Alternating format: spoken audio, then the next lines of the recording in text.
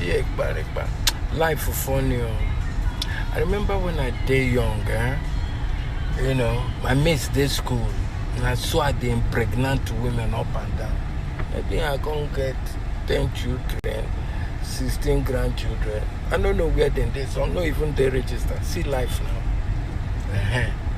I remember one time in my life, now so I married this one, I married this person, I divorced, I married that person, I divorced. Now I come meet one woman. I don't date there for 45 years. They look me and they look at me. We don't know waiting to take ourselves to. I remember one time in my life where I say, if I die, then go bury me with my bike. I dey carry bike, I don't go South Africa, I carry bike, I go London, I come back. I don't know, see now for the past 5 years, I never ride bike. How now they see this kind of thing?